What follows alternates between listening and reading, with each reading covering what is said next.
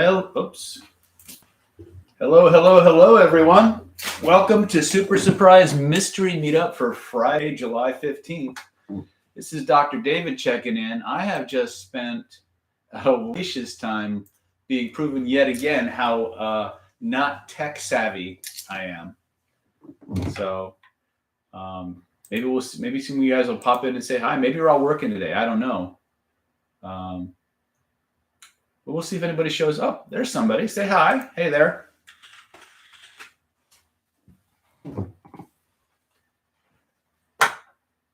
Hey there, Liam. Good to see you, brother. And Power Incarnate is here. Oh, we got 8. We got from 2 to 8 instantly. People are showing up. Yay, buddy. As you can see, this one's just for you guys today. No Zoom, no webinar, no others, no fancy backgrounds. As you can see, I'm just streaming from my studio here. What is the Transformational Triad and how do I perform it? The Transformational Triad art is the combination of color breathing, energy spinning, and magic frame. If you go to the last webinar video I did, I taught 2 of the 3. Go back and review those and start playing with those. Let's see. There's Jennifer from Vegas and Anita, Ground 77. Nice to see you again. Let's see here. Esty, good to see you as always. Vegas is looming very, very close. So let's see. There's Bill. So I'm here. I'm hanging. What do you guys want to talk about? That's the one thing that kind of sucks a little bit about YouTube is that I can only talk to you via chat. Sometimes I think some of the most interesting content is where you've got live conversations going on. Of course, it's hard to manage, but you know, Bill Southard says, should we be listening over a Friday afternoon beer? If that's what makes you happy and you're not driving, operating heavy machinery, or doing anything that might get you in trouble, should you be under the influence? Go for it. All right. So Ground 77, David, do you agree with me if I say that one of the most important things is to learn how to exist and not exist at the same time? It's a very Buddhist thing to say, right? But yeah, from a Buddhist perspective, what you're saying is absolutely correct. Yeah. Pedro Couto, how do you get a fast, deep connection with a person? Mirror their posture, echo their words, use the 3 magic questions. Use those 3, and pretty much everyone you meet will fall in love with you, more or less. Art says, I am completely broke. How do I start from 0? What do I begin with? Spinning, image cycling. Okay. First and foremost, Art, I'm going to tell you something you're probably not going to want to hear, but it's based on something that I've learned through a long life of getting my nuts kicked in, metaphorically and sometimes literally. One of my more interesting teachers, a lady by the name of Taylor Sinclair, used to quote her mother to me. And her mother would say, you can be or do or have anything that you want in this life.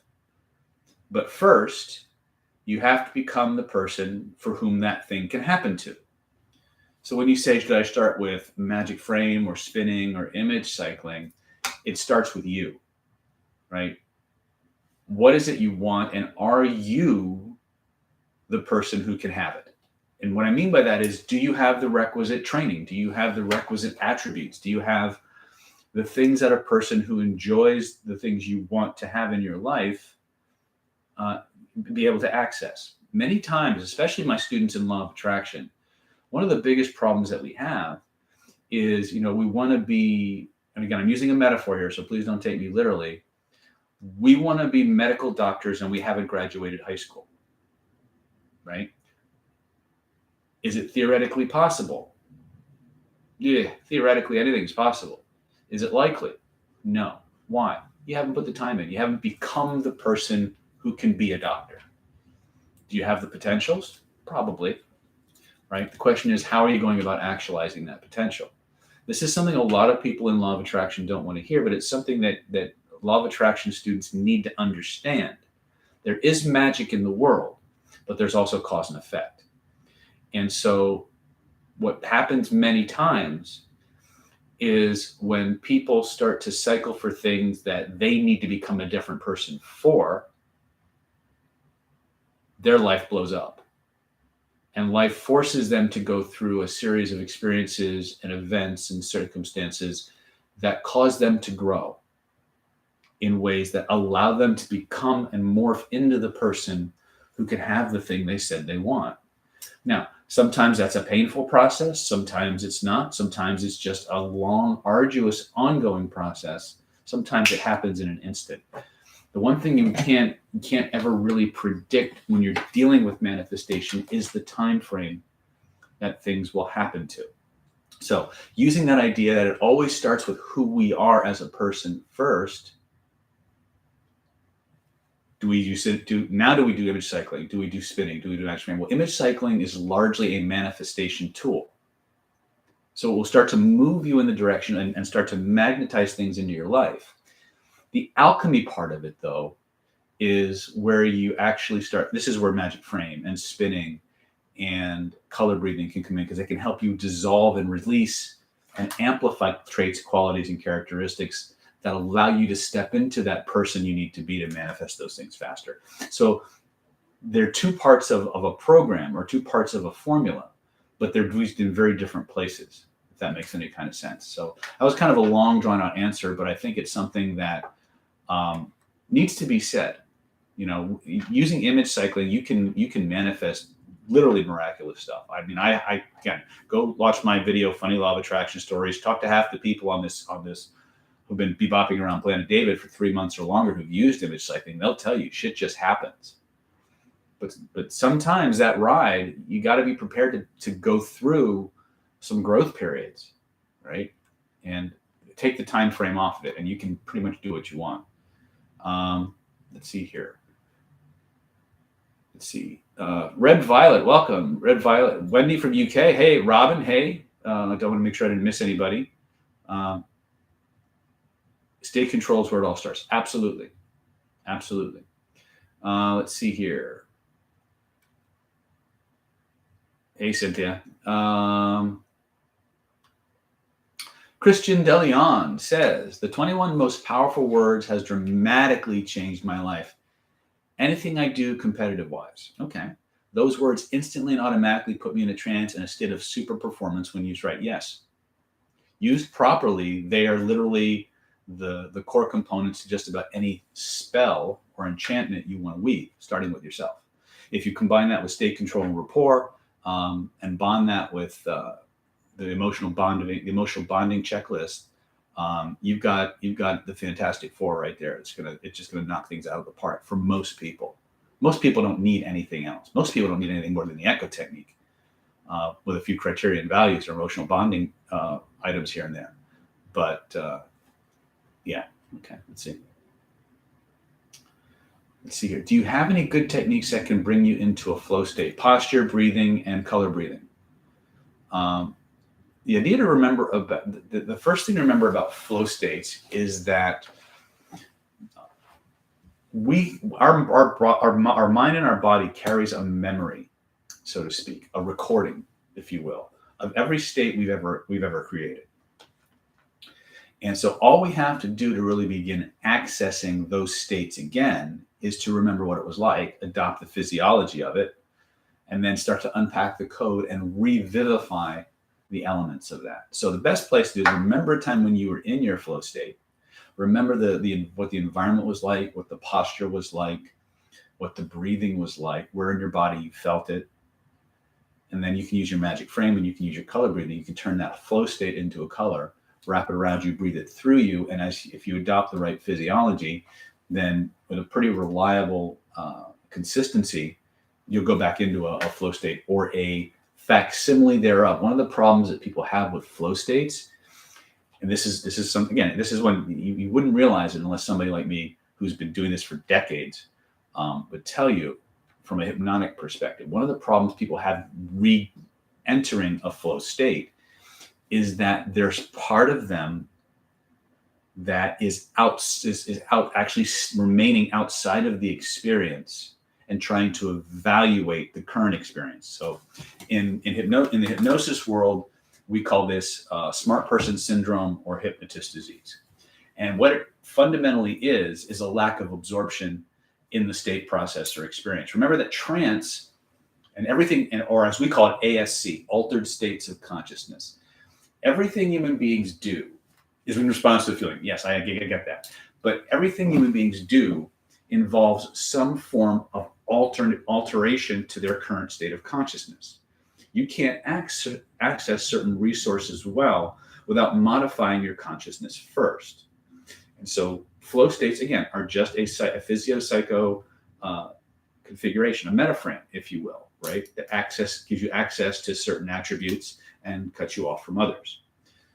The problem is when we try to re-access a flow state, is that you've got this part of you that remembers what it was like, part of you that wants to get back there, part of you that's attempting to recreate the state, and another part of you that is trying to evaluate if the state you're bringing up is similar to the state that you were in. Well, if there's a part of you that's trying to do the process, part of you that's trying to remember the process, part of you that's trying to evaluate the process, how absorbed into the phenomena are you? The answer is you're not. And all trance states, all alterations in consciousness involve two basic elements: a state of absorption in the state process or experience, and a continually narrowing focus of attention. So when we start to act, the first thing that has to happen, if we want to access a state, we must maximize our absorption in the process and not seek to evaluate the state we're in. Okay. When you entered those flow states before, you weren't evaluating the state. You were just focused on what you were trying to accomplish, and the state manifested. You have to bring that back as well. Anytime you catch yourself trying to evaluate your state, you're fragmenting your consciousness. You're actually weakening all of your states, because the system is designed around synergy, right? And so again, in the untrained world, we call this smart person syndrome. In the trained world, after you've been through a couple of trainings, we now call it hypnotist disease. And hypnotist disease is the same fragmentation of consciousness, but now the person in the chair who's also trained is evaluating the performance of the person doing the drill with them and wondering if they're better than them or there's something they can steal, right? Us trained people go through this all the time because some of us are a little bit more competitive than others, right? But I hope for those of you trying to get into flow states, that one piece, if you can just get the absorption part down and focus on the task, not the state, you're going to get there faster, more often than not. Okay. Let's see here. Is that helpful? Type in the chat if it's helpful. And by the way, yeah, okay. Nathan Vandenbrink, what should I do for healthy skin and getting rid of acne? Cleanses, lots and lots of cleanses. And if there's a psycho-emotional reason why you're manifesting acne, point to where you feel it, magic frame it, spin it, and color read it and see what happens. Pedro says this stop. I don't know what that means. Do I make guided meditations? Actually, people have been approaching me now for a couple of years to do a series of hypnotic interventions, guided meditations, and things like that. And I'm actually thinking about doing something like that. We may do a meditation of the month or a meditation of the week or something like that. I'm still working on finding as cool and user-friendly podcast or live stream settings as possible, and where I can control. Again, I'm very much an adamant do-it-yourselfer, and so if I can, one of the biggest problems I have is I keep trying to do things all by myself, right? Because I'm just an impatient motherfucker, and I'm just that way. I don't like to rely on other people, even though sometimes we do, right? Let's see here. Deep Spiral says, I remember being in a week-long flow state about 4 or 5 years ago due to universal consciousness or something like that. Okay, cool. If you were in that long, then there's a healthy resource that you can tap back into. Pedro says, hey, Dr. David, I need to do a motivation card to be accepted into MBA to my MBA for managing companies. Do you have any suggestions that be the best? Except, okay, Pedro, I don't understand your question. If you could restate your question, I might be able to give you a better answer. Deep Spiral says, thanks for this useful information. useful for them. Thank you. Fernando Perez, brainwaves inductions headsets to expose hidden trauma and heal and strengthen it. Okay, is this a statement or a question? It can trigger different somatic disorders. Any thoughts? Well, first of all, let's make a distinction between trigger and cause. If you've already got a somatic disorder, certain types of stimuli can absolutely trigger you. The best known example is flashing lights and epileptics, right? You've got to be very careful when you're doing different forms of stimulation, especially through the senses, because they can trigger issues if you have them, right? So always, if you have, get yourself checked out before you embark on any form of, transdermal electrical stimulation or, binaural beats, anything with flashing lights or pulses. All of these things affect the neurology extremely powerfully. And you never really know what's down there many times, right? So, you train these things at your own risk, but do your due diligence. I know for many, many years, I would go to bed every night listening to self-hypnosis recordings. In fact, I can recall most of those recordings in my head to this day, even though I was a teenager. Then I went through my brainwave entrainment phase and my binaural beats phase and my mind machine phase. Now I just me. We all, human beings have evolved to be tool using creatures. And so no matter how strong our potentials and our native abilities and latent abilities may be, the minute we get a chance to find a toy or a tool, we just grab onto it. Interesting fun factoid. Many years ago, when I first got into the internet marketing world, and I actually was studying acupuncture and oriental medicine at the time, and my friend Matthew, who ran some big blogs under a different name, introduced me to this concept of internet marketing. And it was right around 2004, 2005 really is when most of you have heard me talk about my spinning technique. And I hadn't been using it at all. And this was right before I kind of forgot about it. I said, I got this technique that works really, really well. And I want to market it.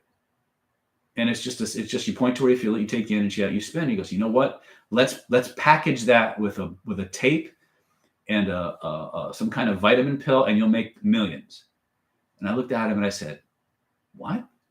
He goes, listen, people need a pill. People need something that they can take. It doesn't have to do much it just has to be a pill. And I was like, are you freaking kidding me? And I dropped the subject after that, but I never forgot that lesson.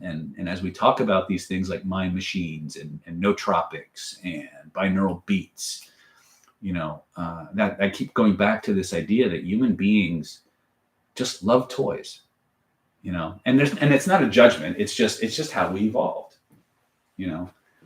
But anyway, that was my digression. I'll get back to the stuff that's here.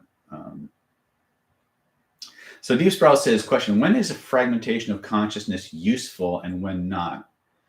Fragmentation of consciousness is really only useful when you want to create chaos in somebody's mind, create a state of confusion, which leads to a state of hypersuggestibility.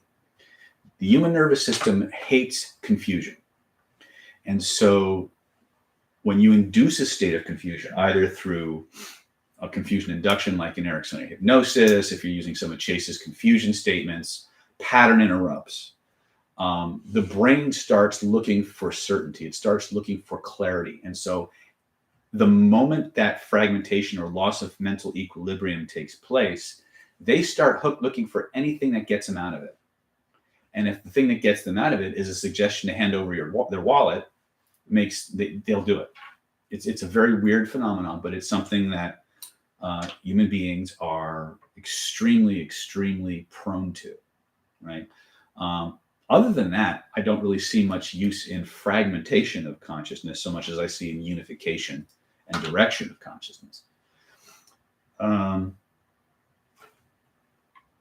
Jeremy, hold on. Is that Jeremy or Jamie? Hold on, just jump by me really quick.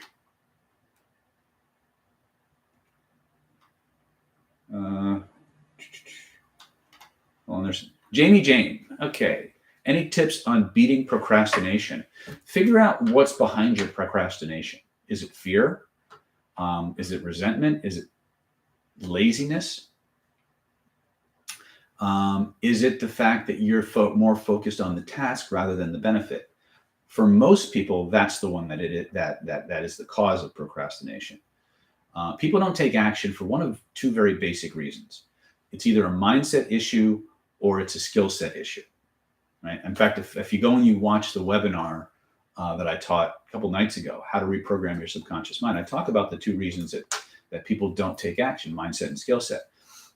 If you know what to do, you know how to do it, you know where to do it, you know who to do it with, and you're not doing it, you're dealing with a mindset issue. So it might be fear, it might be laziness, it might be aversion, it might be apathy, it might be a focus on the task rather than the goal, the benefits of having it. Or if you're really motivated, you know exactly what to do. You know you do it yesterday. If you had a direction, you don't know where to go or what to do. Now you're dealing with a skill set issue. Now you've got to go figure out what it is you don't know that you didn't know that you didn't know. Fix that skill gap, and then see if it's easier to initiate the action. Okay. Let's see here. Pedro's asking, what is Podbean? Let's see. Pedro's asking, speak about what we'll find in Attraction Mastery.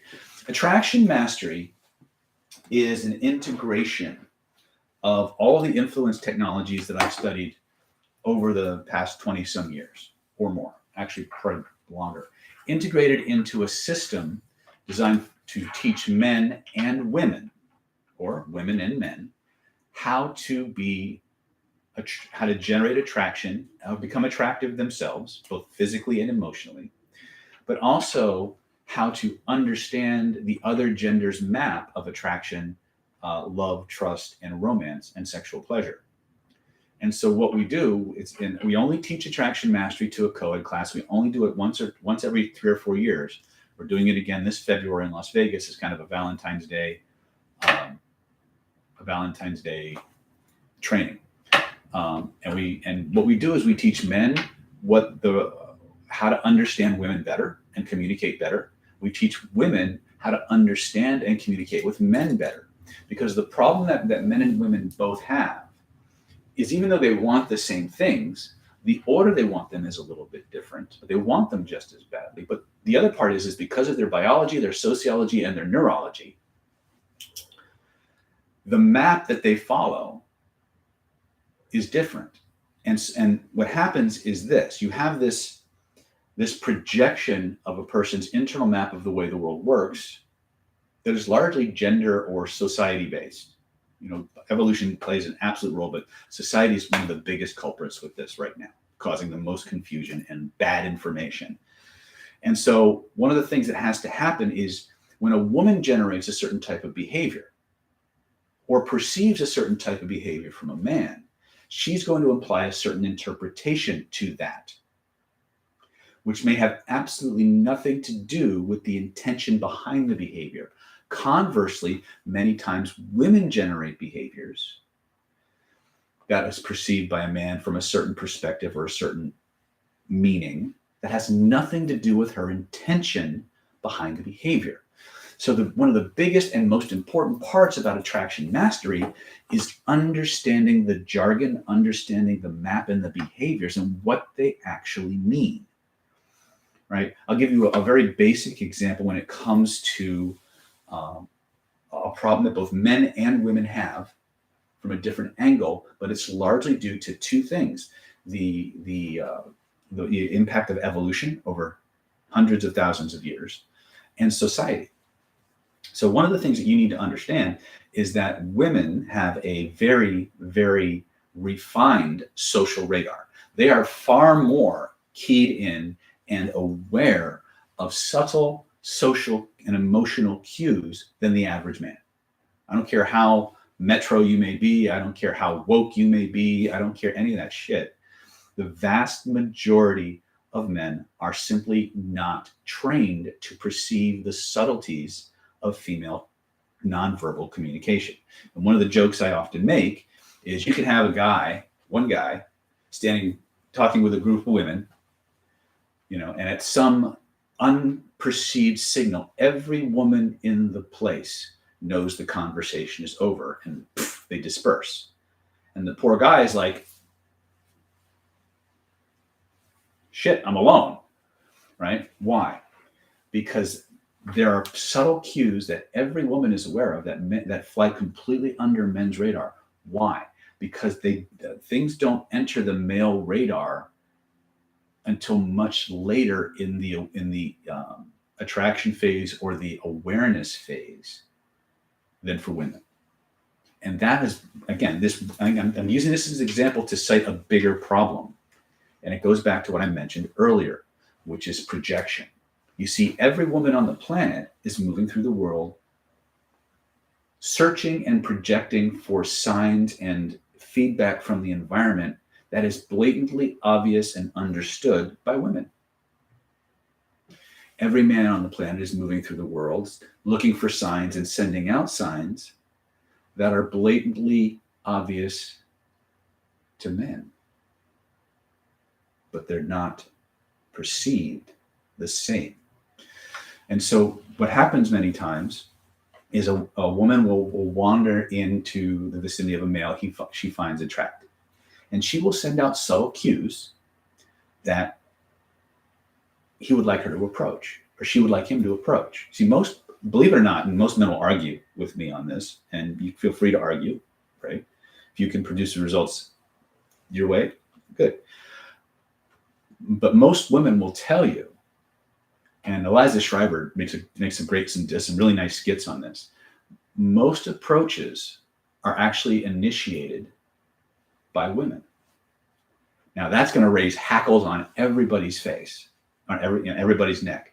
So let me explain this. The average woman. Now again, times are changing, gender roles are confused as all get out. But in the old days, right? Because I'm not a spring chicken anymore. But the way it worked was, what women would do is when they saw somebody that they were interested in, that might be interesting, is the women will engineer an opportunity for the man to make an approach, right? It's no accident that she just wandered into your area and hung out there for 5 or 6 minutes, right? She engineered an opportunity to see if you would man up or shut up. Most guys miss those cues, period, right? The problem, conversely, is that the cues that most men send out that they think are, low level, non-invasive, superficial, are actually perceived much more blatantly and much more invasively by the average woman. Why? Because they happen later in the attraction process.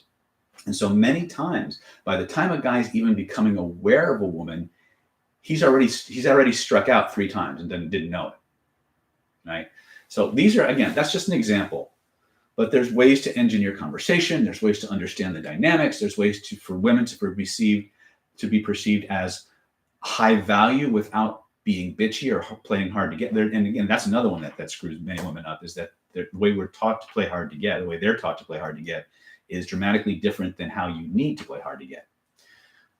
And so these are all things that, plus you'll get language patterns and dress and 3 magic questions and the 36 magic bullets and all these other conversational tactics to profile and really get inside somebody's head and their heart from both genders to figure out if this guy's worth your time or not, right? So this is what attraction mastery is all about. But it's real, and nobody in the class is allowed to go out with anybody else. So men and women are in the class, they're allowed to practice, but they're not allowed to hook up. So it's one of the, it's a fun, playful, educational situation, and you get to really explore what these things seem like and get real world feedback on it. So attraction mastery is kind of a class I'm very proud of, but it's not one I do all that often. So for those of you who are asking about it, that's what it is.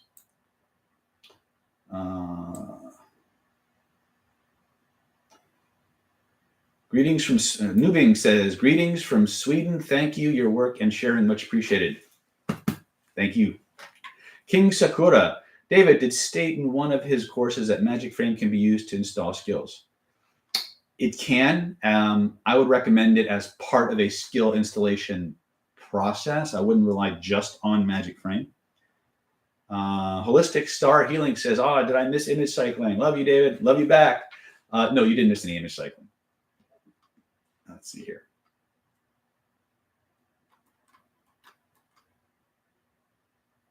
Let's see. Robin says, "Hey, David, I've been manifesting crazy business opportunities after Identity by Design. I'm really curious about your thoughts on vision boards." I think vision boards can work. Not my favorite, but remember that the reticular activating system, that part in your back of your brain that actually pulls things into your awareness, is a highly visual creature. I think it's important to have constant stimuli that allows you to kind of orient the vibrational frequencies in your body. So image cycling for me, I think those vision boards would do much better as part of an image cycling process than just as a vision board. So I hope that kind of helps.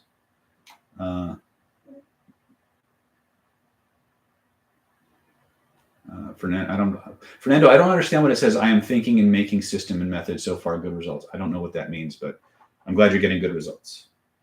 David Fulop is asking, "What are the best tools for improving self-image and self-concept?"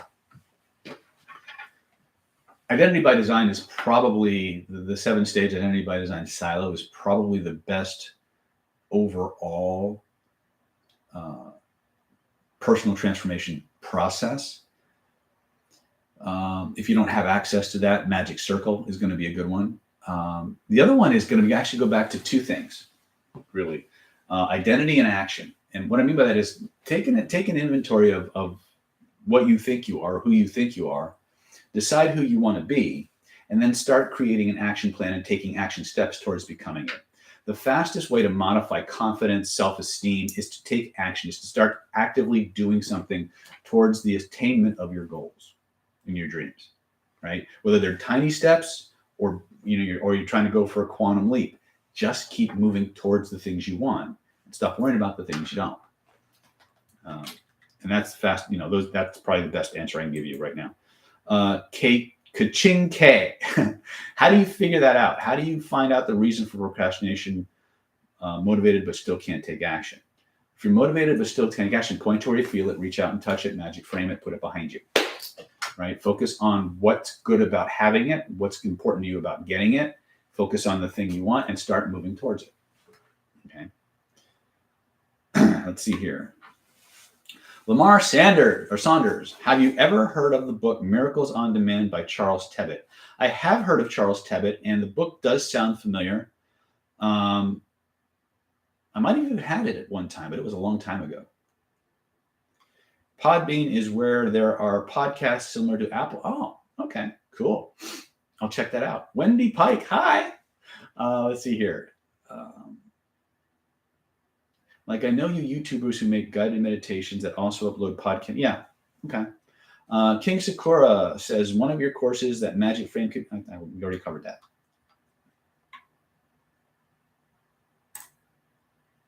Let's see here. Pedro's asking, give examples and how to make a woman feel emotion like strong ones. Describe a state, process, or experience where those emotions were a natural byproduct of the event, right? If you understand 3 magic questions, you already know how to make. And by the way, let me modify your statement. How to make anyone feel strong emotions, right? 3 magic questions, fastest way to do it. Emotional bonding checklist, most nuclear way to do it, right? 36 magic bullets, which is an extension of 3 magic questions. Takes it even, magnifies it even more. Lots of ways to do that. Okay. 7 stage, the mating dance, the 7 stages of nonverbal attraction. Powerful ways to do it, right? Lots of different ways to do that. Okay, let's see here. Let's see. Norwalis says, nootropics and binaurals are my everyday. Yeah. Got to be careful with nootropics, though. A couple of my friends for many years were on a steady diet of nootropics. And after a few years, every time I talked to them, they sounded like chipmunks. It's like they're talking and thinking so fast, like nobody could keep up with them. You know, so I would be careful with those things. Orange River LA says, "Hello, David. How do I deal with a client who I became aware of that is falling in love with me or becoming more obsessed, either when you first meet or as you begin to work with them?" Okay. First of all, set up good boundaries from the start. Always have recording devices operating in your treatment rooms. And if you know any form of conversational or covert hypnosis, you may want to actually install some boundaries and limiters. Tell stories that of people who thought they were falling for a therapist but realized it was just transference. These kind of metaphors can create a precedent and a redirection of those thought processes in their minds. But for sure, you want to make sure that every single session that you're doing is recorded in some way, either audio or visually. My vote in your case is video.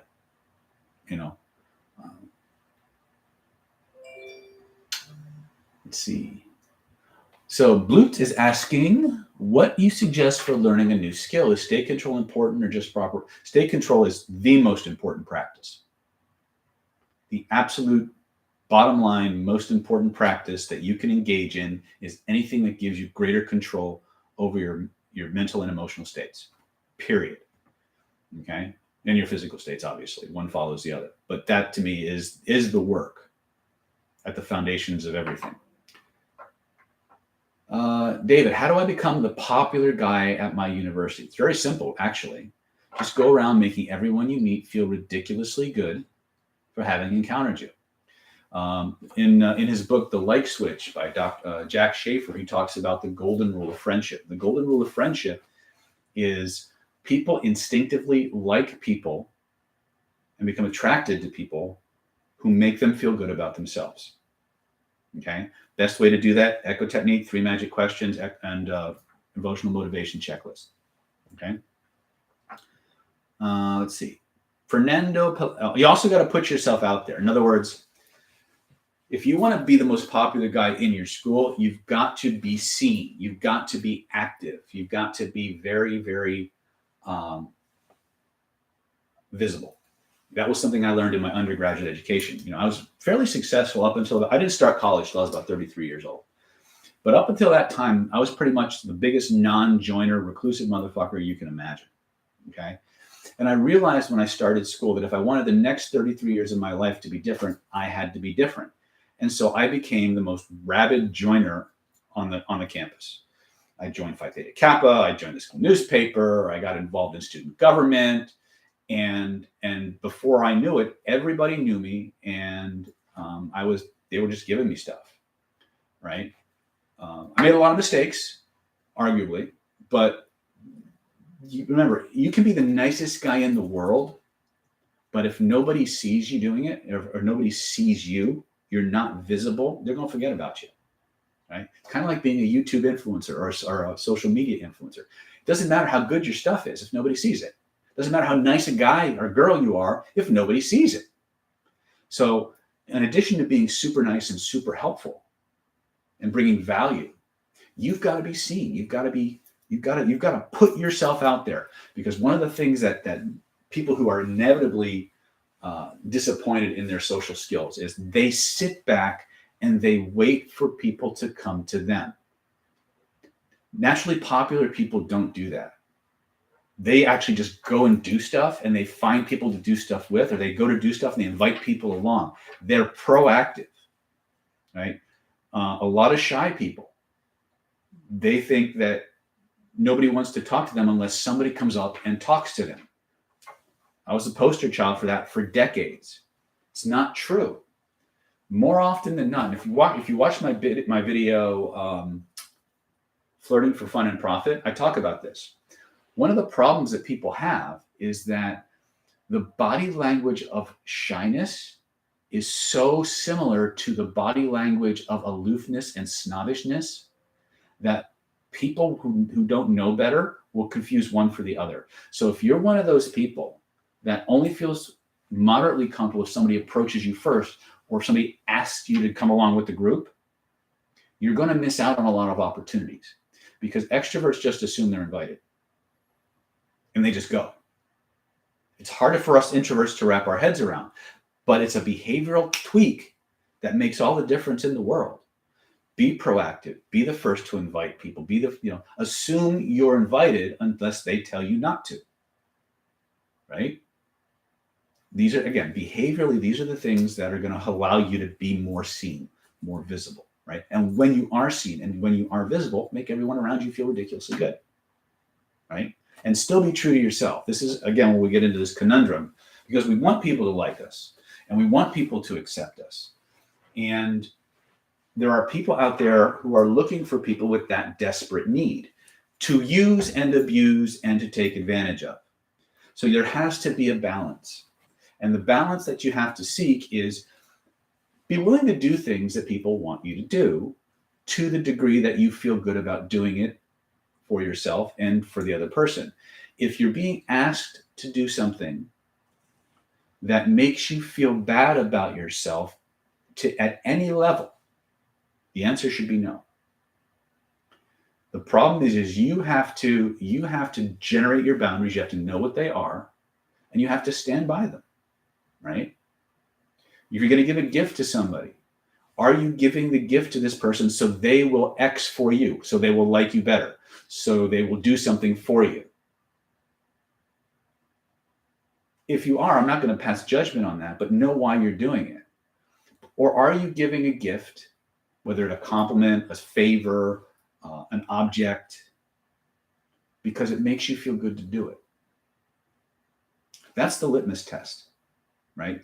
Because as we look to become more popular, if that's the word you want to apply to it, have more social connections, we have to understand who we are and what we're willing and unwilling to do. We have to really accept why we're doing the things that we're doing. Okay, if you've ever heard me say this, anything outside of your awareness is outside of your control. My first job as your teachers is to help you to become more aware of yourself first and foremost, aware of others second. Right? I hear some noise downstairs, so I'm just going to jump out for like 2 seconds and see if somebody came into my office without me knowing it. I'll be right back.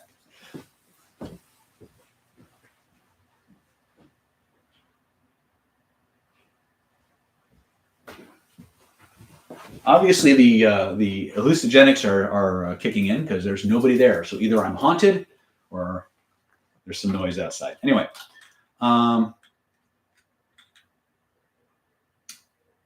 Fernando is saying the brainwave research may be a little too much for a live chat. I can send you an email if you want. Okay. Keith Penswick, David, visualizes everything you want and believe in yourself. Visualize everything you want and believe in yourself. Okay.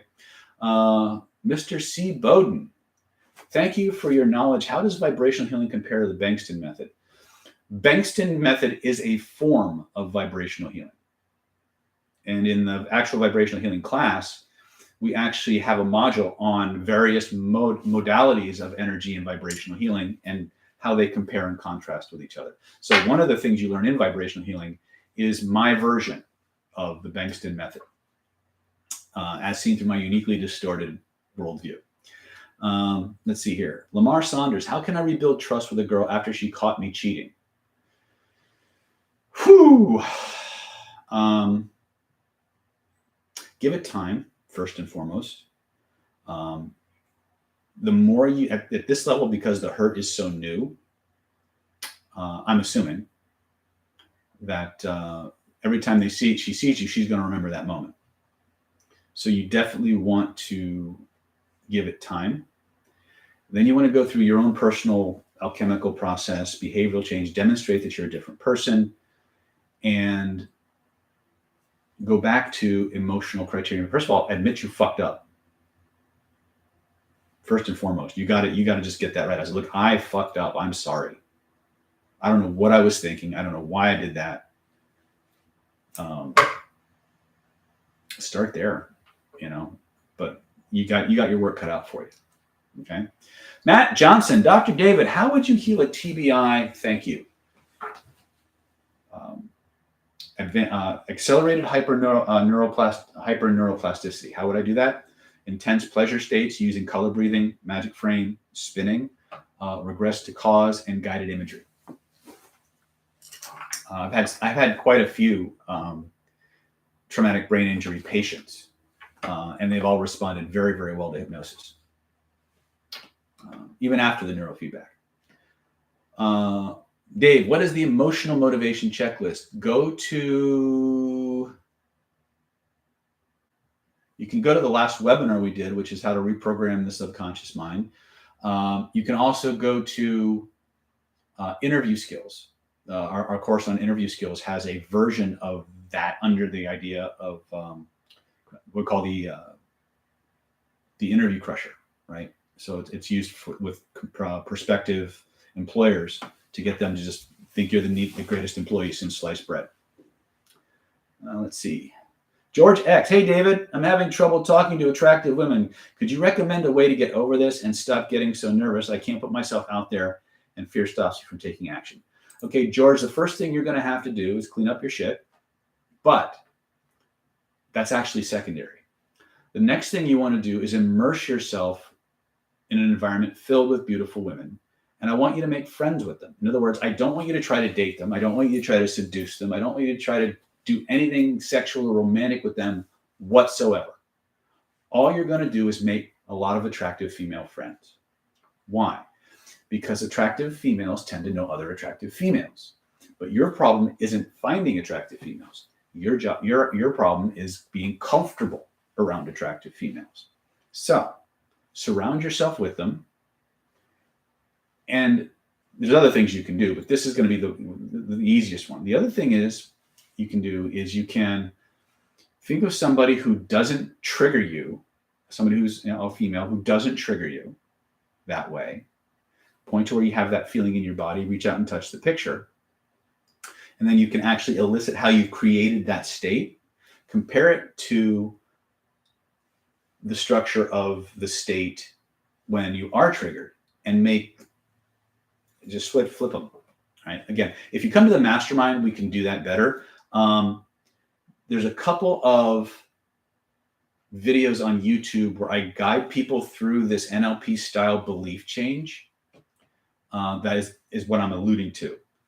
I don't know what the name of it might be off the top of my head, but we definitely do it quite often in the masterminds and at the diamond level. So you might want to consider jumping into one of our programs where we cover that. Our NLP training also talks about it. So those are some ways that you can start getting better at it, right? Control your posture, control your breathing. Killer influence state control techniques will help you with that as well.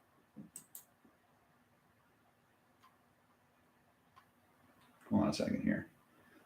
What is the emotional motivation checklist? The emotional motivation checklist is a level of belief in every human being that defines for that person what is the right anything. So if I ask somebody to talk about the perfect house, they might say, got to have a big backyard, huge kitchen, close to good schools. I might say, well, I'm curious, just so I understand you better, what's important to you about a big kitchen? And they might say something like, well, when I was growing up, we had this really big family and we had this massive kitchen, and every holiday people would get together and we'd have fun and we'd connect and we'd just commune. It was just the best time ever. And so I've always loved big kitchens because that's where the family gets together. And I might ask, oh, so you love having your family get together. I'm curious, what's important about that? And I said, well, it's just, you're loved, you're supported. Oh, thinking about it like that, there's a couple of houses that I think you would absolutely love because they have massive kitchens. And so your family can get together and cook and share and commune and connect. And you can really, really experience that love and support and connection like when you were a kid. Thinking about it like that. How soon you want to go look at it? Right? So what I did there was I tapped into a very surface level thing. In this case, the perfect house. I asked what was important about that. And then I asked what was important about that. And you'll notice that each answer got progressively more intimate, progressively more emotional, progressively more personal. Okay? Human beings have checklists like this for every single thing that they can conceive of. And once you understand how to tap into that and speak the language of that emotional need, they will pretty much do what you want for their own selfish reasons. Right? We cover this really, really in depth in CPI, in Killer Influence, in Attraction Mastery, Stealth Selling Secrets, because it is probably the most powerful action-taking trigger that human beings have. Okay. Let's see here. Ivy Bolt says, hey, David, it's amazing how much you know about these different kinds of topics. What can you say about soul retrieval? Okay. Let me ask you a question. Do you want to know about modern soul retrieval or ancient soul retrieval? Because soul retrieval has been around for as long as Buddhism's been around, that I know of. So ask that question and I'll. Kyle Lerici says, I want to take shrooms with you and talk about Kabbalah. Have a great day.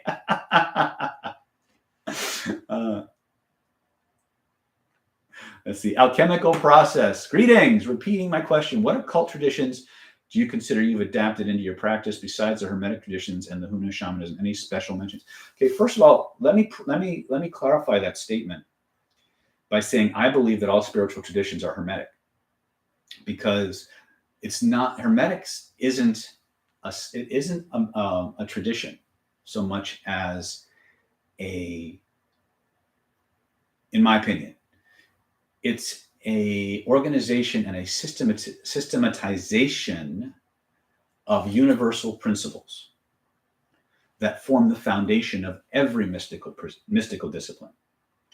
And so if you want to know the ones I particularly study and practice, esoteric Mikyo Buddhism, Taoism, Kabbalah, Huna, some Egyptian work, not a lot, some of the Vedic Tibetan Buddhist stuff. Let's see what else. Those are the primary traditions that I pull from. I for some reason, I haven't even though I'm wearing Native American, this is the only Native American piece that I own. For some reason, I don't think I've had a lot of past lives where I did a lot in that particular Native American stuff. I don't resonate tremendously with a lot of the Celtic stuff, although I'm more on the Druidic side than I am the Wiccan side in terms of some of the things I study from there. Also, the Christian mysticism obviously is part of what I do as well. But I would say those are the cores right there. I have almost no familiarity with the Zoroastrian systems. Some of the Sufi, I have a tiny bit of Sufi exposure, but not enough to say that it's common. I have dabbled a little bit in study-wise with the hoodoo and voodoo systems, but they're not really on my map either. So yeah, hopefully that answers your questions. Healthy, wealthy frequencies. Don't say you don't know why, though. We hate that. Okay. pH Alkaline says, does Hemisink work? Based on the feedback that I've gotten from people, it works very well. Yeah. It's been around a long time, so it's since a lot of people like the newest shiny toy rather than the old faithfuls, the old standbys. My recommendation is test it out and see if it gets you where you want to go. Jennifer Cook is asking. Oh, wait a minute. Kyle Rich says, "Oh yeah, I'm sure this dude has something to say about self and I don't know what that means, but anyway." Jennifer Cook, how do I access the last webinar? Go to the live section and type in how to reprogram the subconscious mind. It should be in the live stream category. We just did it 2 days ago, so it should be easy to find.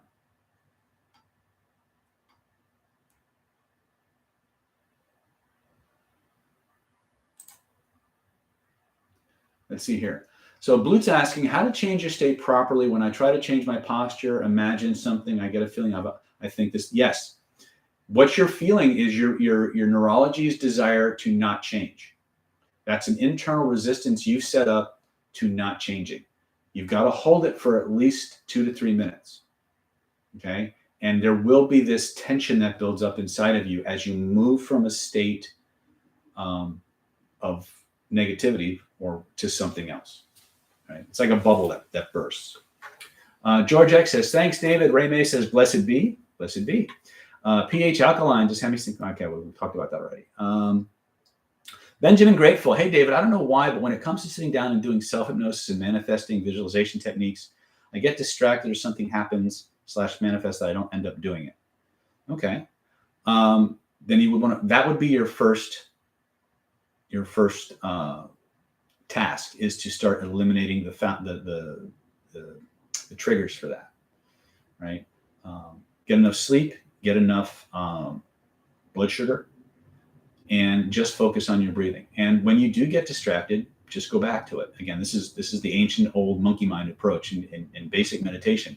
They tell you to gently focus your mind on your breathing. And when you find yourself distracted, just bring it back without beating yourself up. The more you do this, the more you're going to start shortening those windows and prolonging those gaps of attention, or extending those gaps of attention.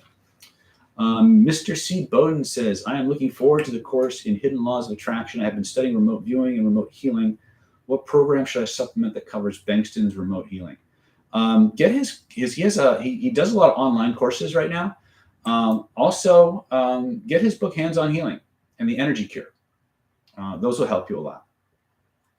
Thomas Anderson, have you done any webinars on conversational hypnotic inductions a la Milton Erickson? I recognize Milton Erickson as the father of modern, of what has come to be called conversational hypnosis, but I'm not an Erickson fan at all. In fact, most Ericksonian practitioners I have encountered spend so much time telling stories and sowing confusion that they never actually get to the point. But yeah, I teach, I'm one of the world's leading authorities on conversation. Some people believe that I'm one of the world's leading authorities on conversational hypnosis and neurolinguistic programming. But I will be upfront and say that the mentors I had did study Erickson, but I didn't come in to start studying Erickson's work till I had a very, very strong command of the technologies that these other teachers had given me. And so, you know, if you want pure Ericksonian style conversation hypnosis, guys like Igor, Steve, there's another guy that does some Ericksonian hypnosis course. He's actually really good. Bill Hanlon. He does some really good courses. Doug O'Brien, I think, also has some Ericksonian hypnosis courses that are more true to the Ericksonian tradition. I don't resonate with a lot of I understand what they're doing. I just don't find it practical for the standards that we set in Planet David. So take that for what it's worth. Daniel Hassan Lichtenstein. I would love to know the best way to cool people down who are hot and frustrated. Echo their words and get mad at the same thing they're mad at. And if you can get more mad at it than they are, it'll calm them down. But echo technique is probably going to be the fastest way to do that, right? Because a lot of times when people get hot under the collar, it's because they're not feeling heard, they're not feeling understood, and they're desperate for some kind of acknowledgement of where they're at. And once they get it, now they need to go through a venting process. And if you just do the echo technique and you let them vent and run off at the mouth, they'll calm down really, really quick. Really, really quick. Alchemical Process says, thank you for the answers. Was curious if you had tapped into any of the Magi teachings since you're utilizing some of their ways. Must be from the Hermetic Sin. Well, when you say Magi, Alchemical Process, what are you referring to specifically? We may be talking about the same thing under a different name. Senior Florist, why is it you can get enlightened in one lifetime and then succeeding lifetimes you struggle like most people? Because enlightenment isn't a once and done thing. You got to understand something. Enlightenment is a sequence of is a sequence of mini deaths. And what I mean by that is it's a sequence of ego deaths. Enlightenment, we go through multiple enlightenments throughout our lifetime. Okay. And so this idea that you can be enlightened in one life and not be enlightened in the next, it's not that way. Each time you come into a life, you have a different set of lessons to complete and learn. Those other capabilities, those other enlightenments that you've had are dormant and latent within you. It's implicit on you through your spiritual and alchemical work to unlock them again. But you come in with a different set of priorities in this lifetime than you did in the last one, right? That's just how it works. So it's not like you're enlightened and you're done. It doesn't work that way. You're going to have enlightenments throughout the course of your life, little mini ego deaths. When you look back on the person you were in high school, that person is metaphorically dead because you're not that person anymore. And if there are parts of you that are still in pain from things that happened in high school, they're the fragments of your soul that you need to go back and get. Right? You were asked about soul retrieval earlier. Right? That's part of the job. Right? Okay. Mr. C. Bowden says, wow, David, you just dropped a big bomb. How much have you explored the Tuatha De Danann? They're the gods of the Druids and their ancient healers. Not as much as I'd like. Not as much as I'd like.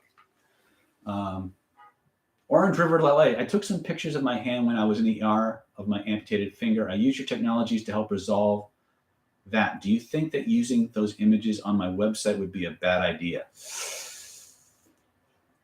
I think it really depends on who your audience is and how you introduce the videos or the pictures. If you properly prepare people for what they're about to see, I think it can be fine. But if people are coming to your website expecting puppies and rainbows and unicorns, and all of a sudden they see a mutilated hand in the emergency room, that might be a little off-putting, right? But I think how you present is really what was going to define whether it's acceptable or not. And here's the thing to understand also, and it's something that we as a community would be well served to understand, and that is this. It doesn't matter what your intentions are when you communicate something. Okay? Ultimately, you have control over your intentions. You have control over what you say and how you say it. What you do not have control of is how people will choose to interpret what you say and what you do. Right? And so this idea of making somebody else accountable for the meanings we assign to something is asinine, in my opinion. Okay. Obviously, there's balances to that, right? And why am I bringing this up now? In relation to the pictures on your website.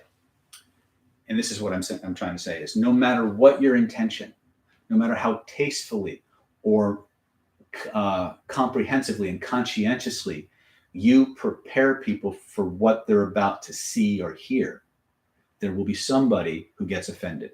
There will be somebody who doesn't like it. And you can't let those people hold you back. Right? If you're seeking to interact with the public, if you're seeking to influence and have a positive impact in the world in any way, there are going to be people who disagree with you just because you breathe the same air. And you can't focus on those people. You have to focus on the people who are deriving value from who you are here to serve. And you're not here to serve everybody, even though a lot of us feel that the things that we have to teach and the things that we have to offer can benefit everyone. That's true enough to be true only when they're ready for it. And some people will not be. Hence the disclaimer at every beginning of every video I do. If politically incorrect language, colorful metaphors, swearing, or the word boobies offends you, now is not the best use of your time, right? My channel isn't designed to speak to everyone, right? It's designed to speak to people who are particularly ready to hear what I have to say and act on it to make a change, right? However imperfectly I might say it. So I hope that helps. Let's see here. I do a little bit on the Semitic systems, mostly some Sumerian, stuff, but again, not as much. Most of my focus is largely on the Semitic systems. Let's see here.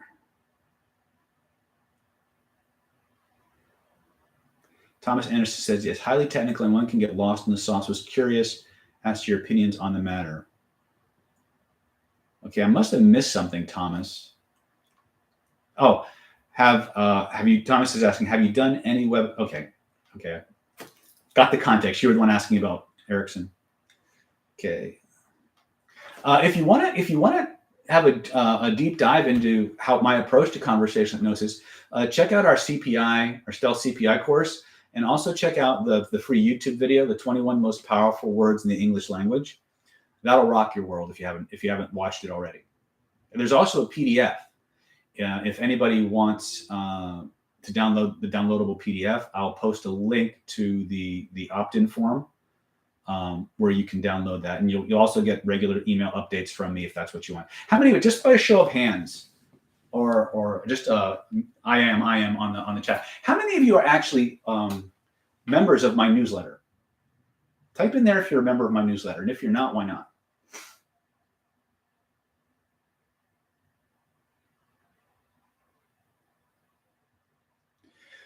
Anmal Chawla is asking, what are some social cues that women give you when they want a guy to approach them?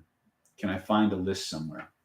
I would recommend you pick up our program, Rapid Attraction Secrets and Attraction Mastery.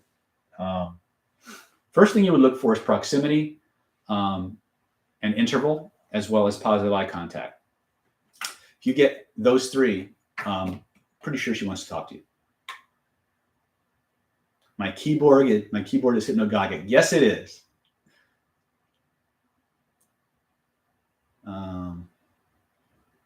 Ghostwriter says, besides Wilson Bryan Key, any suggestions on how to do subliminal messages? Well, are you looking to do subliminal messages in video, audio, during public speaking? Where do you want to do them at? Ghostwriter, David Snyder sounds like the movie The Holy Mountain. Okay. Do I have to go watch this movie now to find out what you're referring to?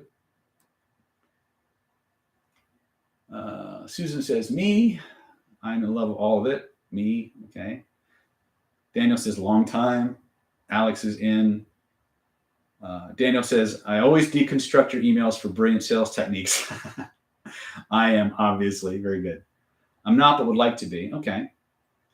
CPG says, I was taught by your videos and the manifestation took only 2 minutes, but I anchored it by childhood experiences, so maybe it only took 2 minutes.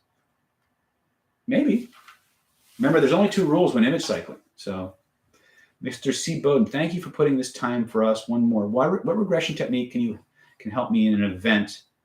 The event I had an out-of-body astral experience I can remember part of. I went out too far. I would say there's a lot of regression techniques you could use. I would start with theater of the mind and maybe holographic regression level 3 or 4. Those would probably be the simplest ones. You might want to have somebody guide you through them, though, other than trying to do it all yourself. Okay. Let me see if I can make sure that I've got the right URL if you guys want to join the newsletter.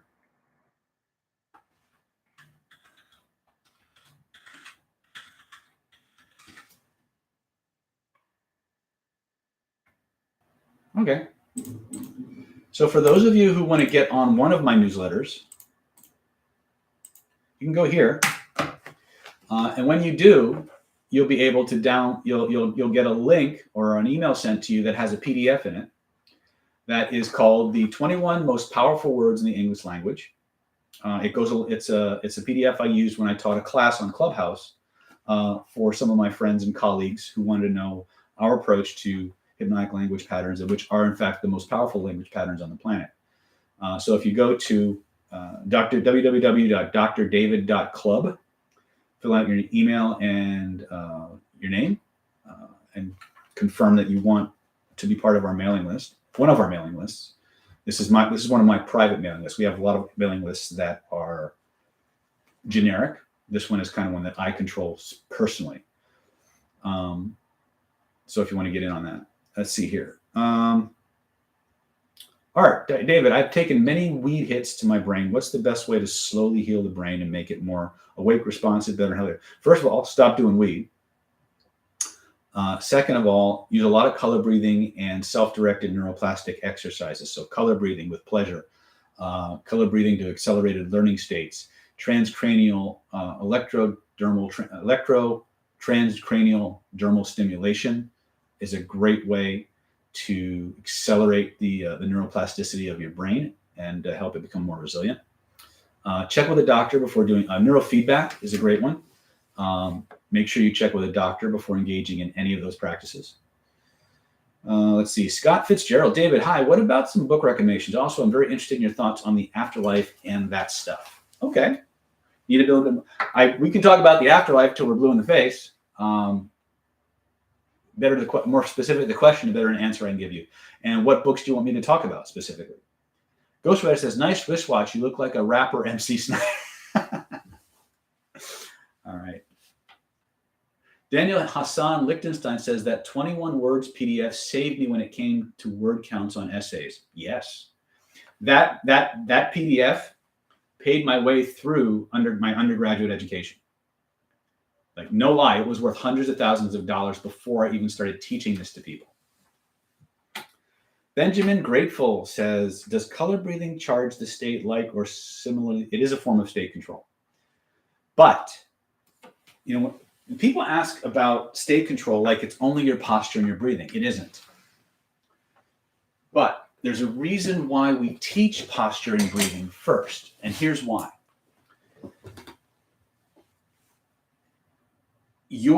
Most people try to control their emotions through their willpower, through their cognition. And that seems like how it should be. The problem is that your cognitive ability, your cognitive resources are finite in the sense that they're based on two renewable substances, sleep and glucose, the amount of blood sugar that you have in your system at any given moment. And every time you have to summon up willpower to suppress an emotional response, you burn up that fuel in the tank. The other problem with cognitive willpower state control is that if the environment becomes dangerous, your meat will take over. In other words, if you perceive something dangerous in the environment, it won't matter what your mind wants you to do. The reptile part of your body will take over. Okay? And the moment it takes over, you lose access to your cognitive faculties. Like the point to where you feel it, reach out and touch it, you can't do it. As powerful as it might be to eliminating anxiety or fears or phobias, the moment your system goes into that fight or flight response, you lose access to your cognitive abilities. You get tunnel vision, your breathing changes, your heartbeat gets erratic, your breathing speeds up. All these physiological changes make it practically impossible for you to access the thinking part of you, the willpower part of you, other than to get the fuck out of Dodge. Okay? And so while we honor the fact that people need to learn how to use their willpower and their cognitive resources to control their state, you also have to recognize that if the body's out of control, your mind can't be. So physical state control, what you do with your posture and your breathing, has to be first. Not in isolation. We teach it to you in isolation so you can master it and then build on it. Because your physiological state control is by far the most bulletproof form of state control that you have. It doesn't matter what's going on in your environment. If you can change your posture, change your breathing, and have enough energy here to hold that physiology, your state must change. Or at the very least, not go further into the less than resourceful state you were heading that way. So at the worst case scenario, your state control interrupts the domino effect of negative states that an environmental stimulation might put you in.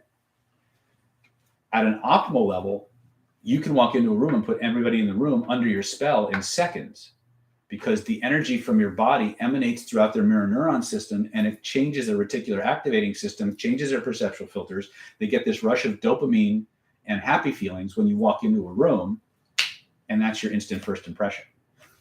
It's a continuum, right? Let's see here. HP Positive. Hey, David, love the work. As a fellow influence and behavior enthusiast, what's your take on using archetypes as the state control technique? I'm curious, Positive, what do you mean by archetypes? I want to make sure we're talking about the same thing. Orange River, LA. The way you speak right now is pure gold. You just described so many violent scenarios for me, real or imagined. Oh, good. I'm glad. John Pachkowski, what is the difference between the safety resource and safe place, and which one is created versus recalled? Okay, so a safety resource can be your safe place, but it can also be a dissociation anchor. It can also be a postural shift, right? So safety resource is much more generic. Safe place is just one type. Ghostwriter says, what's your thoughts on Kleepot? Is it useful, and what is your experience with it? Kleepot is an unhealthy energetic shell that we get. So when our vessel goes through a shattering, for lack of a better word, there's these fragments that are left to be reclaimed. And if they're not reclaimed, then bad things happen. I think part of our job is to transform that, is alchemy. So when we run across these klepotic parts of us, think of them like vibrational, what's the word I'm looking for? Vibrational oxidants, right? You know how you take an antioxidant to eliminate these ionic fragments from poor oxygen metabolism? You can think of Kleepot kind of like that. There are these free radical, energetic free radicals floating around that don't do anything good, right? And so our job alchemically is to transform them when we find them within ourselves, and if people need help with it, to find them in others. So I hope I answered your question. But a lot of it happens when your vessel has a break, like you take in too much energy emotionally or physically, and there's a breakdown, and those fragments are released.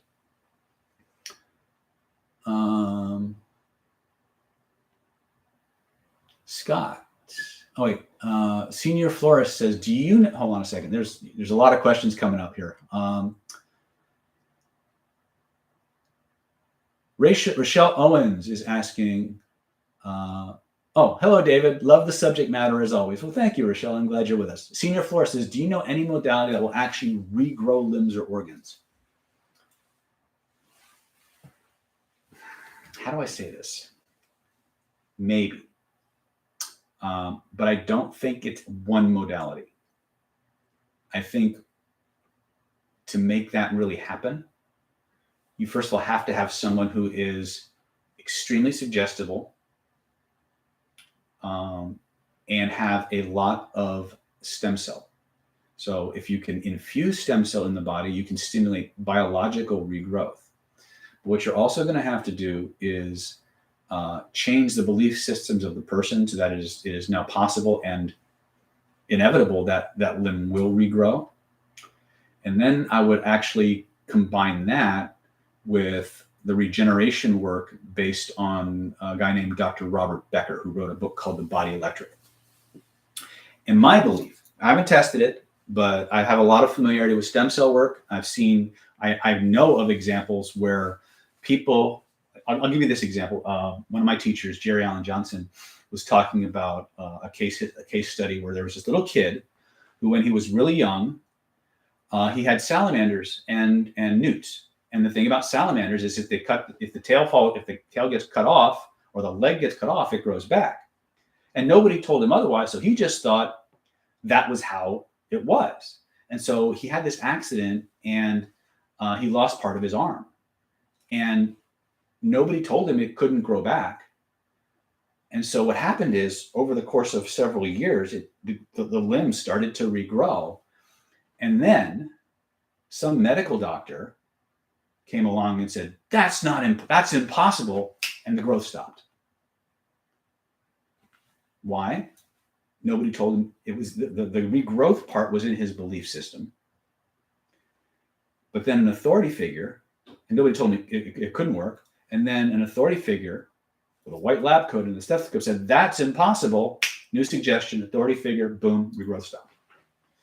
So there's weird things out there, guys. I think human beings haven't tapped into 1/10 of our true ability and potential.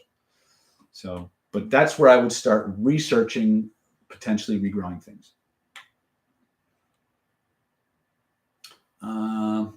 Scott Fitzgerald, is there a survival to the individual identity in the other side? What about memories and emotions and personality? Do we re-encounter our loved ones? Reincarnation is a thing or myth? Reincarnation is very much real, right? Pretty much every mystical, pay attention, pretty much every mystical tradition, not religious, mystical tradition embraces the idea of reincarnation, from Kabbalah to esoteric Christianity to Buddhism, Taoism, you name it. Okay. So my firm belief is, yeah, clinically, I've seen evidence of genetic memory being passed down from donor organs to recipients. Genetic memory, boom, right? Had to go in and clear that stuff. Is there survival to the individual identity in the other side? To a degree, yes. The way I was taught by the book Franz Barden, and the way my teachers in esoteric Buddhism are explaining it now, is you have 3 bodies. You have your spirit body, your soul body, you have your spirit, your mental body, your energy body, your physical body, and then there's a tube called the soul channel, or the Tai Chi pole, where your pure soul emanates from and activates these bodies. The energy body, or the astral body, and the physical body are impermanent bodies. And so when you physically die, the astral body moves into the astral plane. It rises or lowers to the vibrational level of evolution that it attained in the physical body. And it remains there for a longer period of time until it too eventually decomposes, and all you're left with is a mental or spiritual body, which then recreates another astral body, which incarnates into a physical body as a baby, and the system starts all over again. But those memories go with you from incarnation to incarnation. They're just sealed away until you reach a level of evolution or understanding that allows you to reaccess them. Now, some of those memories will manifest in the forms of what we call in face reading Jing reserves, talents, abilities, skills, things. You'll look at someone and say, oh, I can do that. Boom. Probably because you did it before, right? And so the talents and attributes and qualities that we have access to are largely going to be based on what our golden path is in this reality. But all that stuff is there for sure. And as you get deeper into the mystical traditions, you will start to remember more and more of your past lives. That's kind of inevitable. Let's see here. Let's see. John Pachowski, for removing and treating addiction, do you first regress to cause, then ask what would happen for you to stop? You always regress to cause first. When you're dealing with addictions, you always got to figure out what set them on this path, and you have to fix it at the source. Then you can do all the other behavior modification stuffs.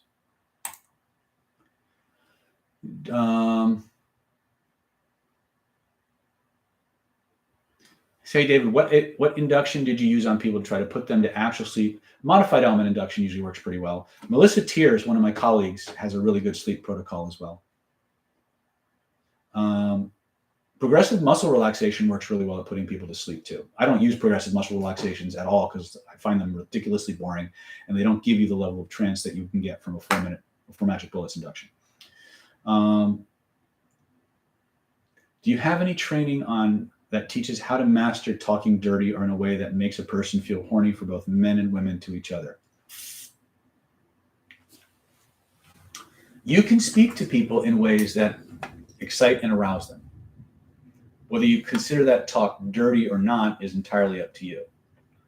The kind of dirty talk that most women respond to is dramatically different than the dirty talk that most men are trying to use, and vice versa.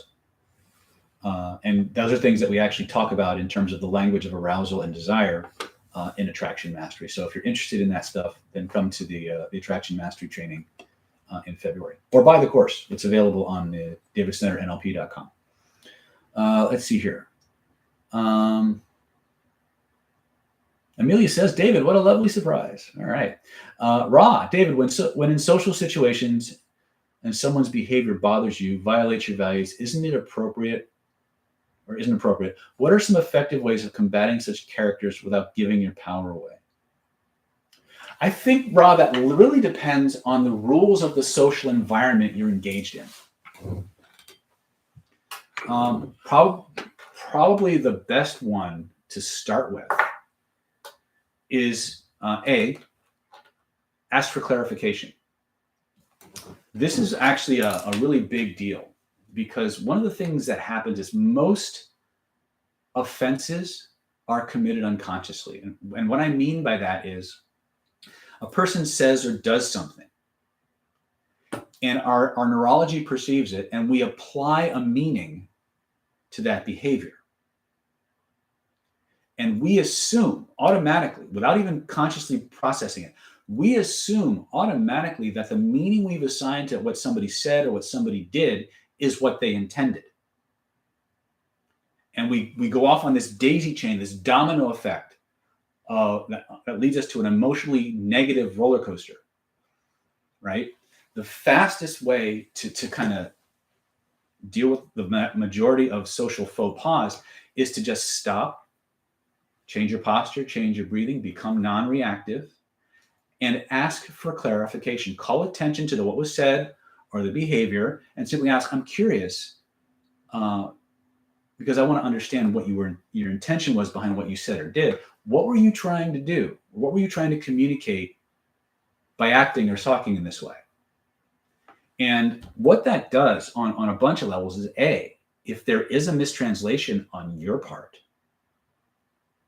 right, it keeps you from making an ass of yourself and ruining your night. It facilitates deeper communication with the other person, but it also calls attention in a non-threatening, non-aggressive way that what they did was being perceived as inappropriate, without hurting their feelings or offending them or making them feel defensive, which is, again, that snowball effect. Person A says or does something that pisses off or really offends person B. Person B assumes that's what they intend. This person fires back. Now this person gets defensive because they don't even know why they're being attacked, but they just know that they're being attacked. And now all of a sudden, boom, right? Stop. Become non-responsive. Seek to understand before you react so you can choose how to respond. Now, if a person's intentions were in fact what you perceived and they cop to it, now you can choose how you want to deal with it based on the rules of the environment. Is that helpful?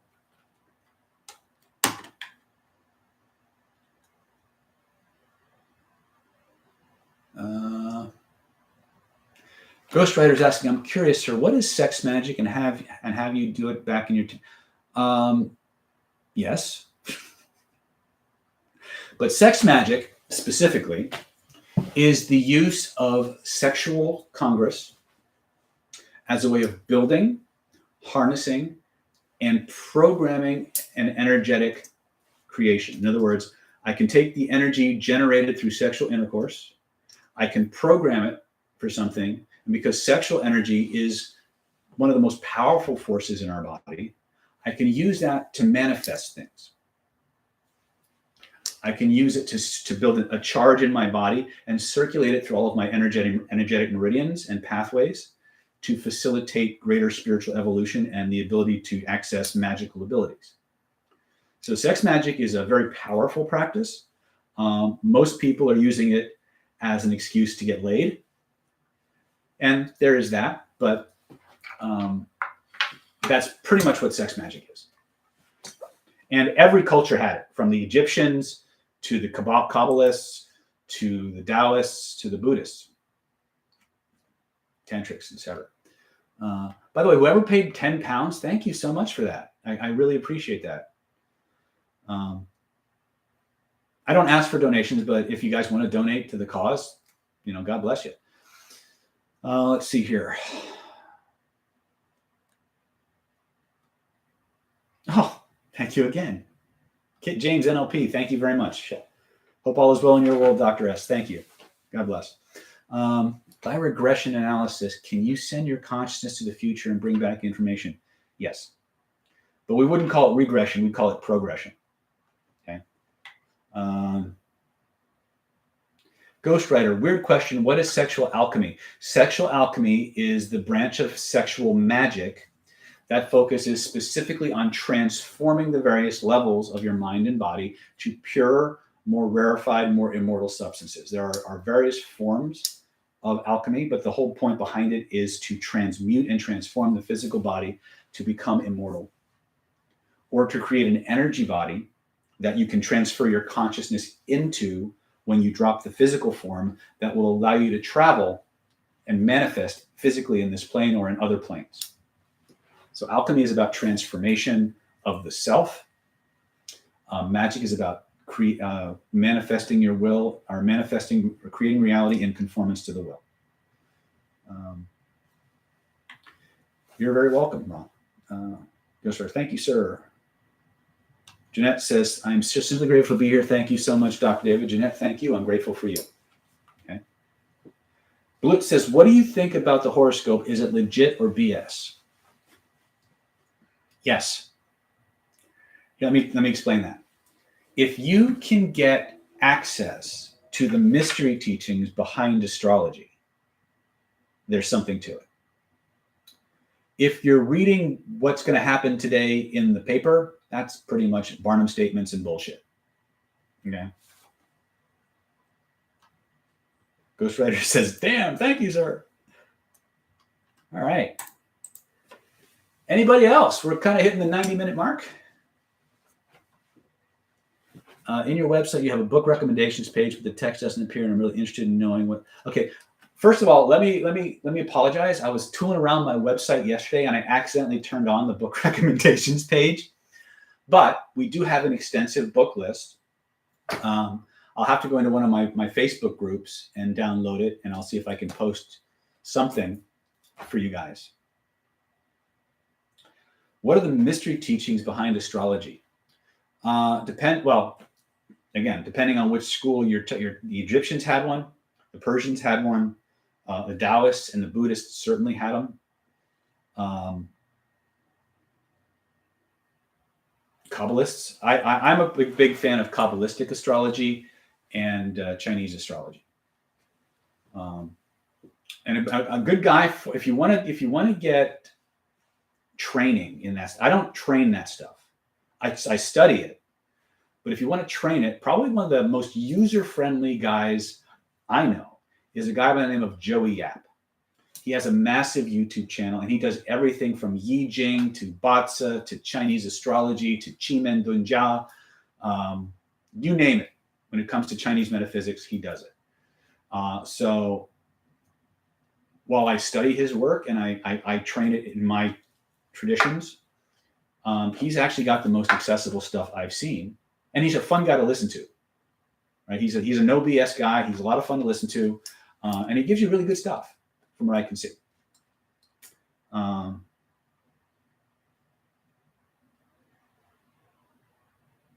And Scott says, "Thank you for your work, teacher. You are very welcome." Senior Florist, do you believe Dolores Cannon's premise that we have background people or NPCs, non-player characters, to convince us if yes, it's one metaphor that works. Yeah, absolutely. The Buddhist mystics would say you're awake in the dream. Another way of saying that, if you've ever played a massive online multi-role player game where you log in and you play a character and everyone around you is playing a character, it's the same metaphor, right? This is what it is, right? When this character avatar is done, I'm going to go up to my server, I'm going to create a new character, I'm going to log back in, and I'm going to have adventures, right? That's the metaphor. Remember, I've said this many times, and again, it's even more, it's just as relevant here. Human beings inevitably create technology that mirrors what they do with their neurology, which inevitably mirrors what you do with your spiritual and energetic psychology. Okay? It's all the same. As above, so below. Yeah, I'll type it in the chat for you guys. His name is Joey. Yeah. And if you type, I guarantee if you just go to your YouTube search bar and type him in, you'll find his page. Be prepared to spend lots of money because he has lots of courses. And I am not an affiliate for his channel, by the way. I don't even know if he has an affiliate program. Baram Ha says, oh, what's your take on the age of Aquarius? I don't have one. I don't even pay attention to it.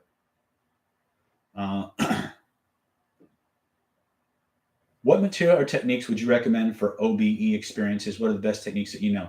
I have access to a whole bunch of techniques for soul travel and astral projection and stuff like that.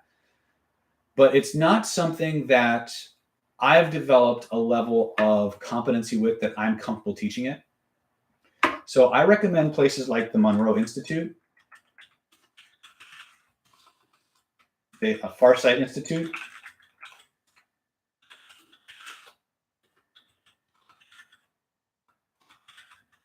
Those would be probably the best places to look at for that kind of stuff. Liam says, may I post the book link for people who asked? Absolutely. And what I'll do, if people want, I can't take the time to do it now because I'm doing a live stream, but if people want, I'll post an opt-in form on the book page. And if you sign up, and I'll create a special list just for book people.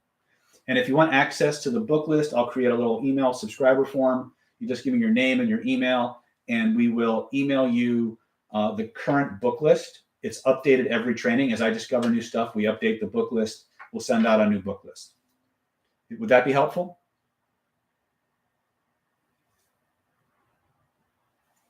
Okay. Blute says, do you train athletes / people that try to achieve a certain degree of Yes, I do. And the techniques I'm using can be found in the book Red Gold.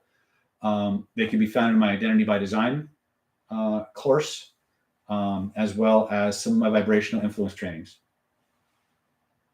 In fact, that's what got me into a lot of this was my insatiable desire to be a top performer in the martial arts and then ultimately in life.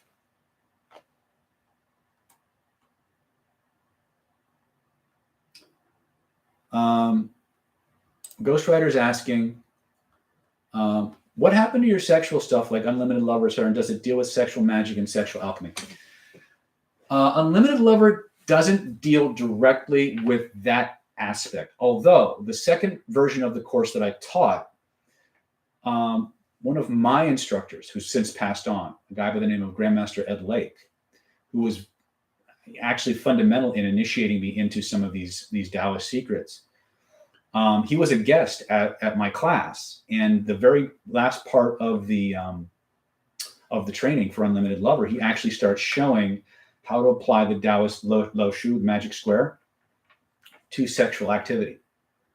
It was just a little thing he did just for the guys and gals in the audience, and then I archived that. And I never really released it, but I think we did finally get it edited, and I know it's archived.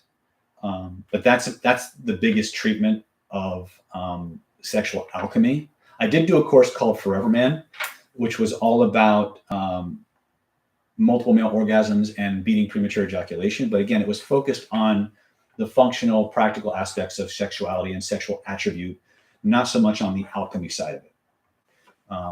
Those courses are available, but in order for you to get them, you must contact my office personally and ask for them.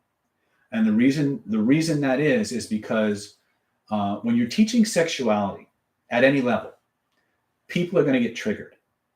And even though we're very much educators and we're here to teach you how to have better love lives from the most primal, like meeting the right person, all the way up to having long-lasting, sexually fulfilling, ever-increasing levels of fun, pleasure, ecstasy, and connection in your relationship, and then using that energy for spiritual transformation. We teach the whole spectrum. The problem is anytime the word sex comes up, every terms of service agreement, every red flag on the planet gets triggered. And automatically everybody wants to lump you into the porn site category. And so I got so sick of having to constantly have my business ripped out from beneath me that I said, you know what? I'm just not doing this anymore. Right? I'm just going to start teaching other stuff. And obviously it was a good thing, right? But that fundamental niche, that need that people have, that hole in their life that they want filled is still there. And so I could never find it in my heart to completely leave. In fact, part of my golden path is to teach that material.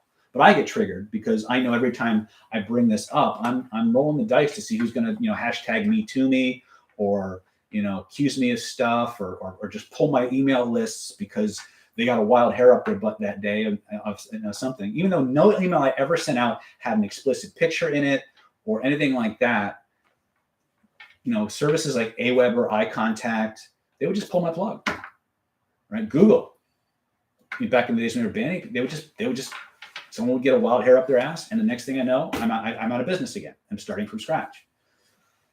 So when we started doing the other things, we had the products, we never promoted them, we never talked about them except like in the lives like we're doing now, and they were kind of in the back shelf in the group. But then we started advertising on places like Facebook, where they have their spiders crawl your entire site. And so the moment they found anything to do with attraction, anything to do with dating, anything to do with sexuality, love, or romance, first thing they did was turn off and cancel our ad accounts. So in order to be able to continue to advertise on Google or Facebook, I had to pull all those courses off the shopping cart. They're still accessible inside the members area of the NLP Power website. But to get access to them, you actually have to reach out to Stephanie and ask to purchase them. And she'll take your information or send you an invoice. And then she'll go into your account on NLP Power or David Snyder NLP, and she'll activate those courses for you. But that's the only way you're going to get them. I apologize for the way, people's sensitivities and sensibilities. But again, I can't control how people interpret what I do, right? So hopefully that's a long, drawn-out explanation for why I kind of break out in hives whenever we start talking about sexuality or attraction. Drebs14 says, I'm not sure we are not in a plastic reality. Oh, reality is very plastic. Marina Stephanie says, Duo the Pilot Man on this platform is the best astrologer. Okay, I don't know. Okay, Vader says, hey, David. New being, how much do different teachings of astrology differ? Are there big differences, or are they similar with just tiny differences? I'll tell you what. There's a book by Rabbi Berg called Kabbalistic Astrology available on Kindle. And it's available I think you can get it actually if you have Kindle Unlimited, it's available for free. Go download the book and read it, and you tell me what you find. Answer that question for yourself. Let's see here.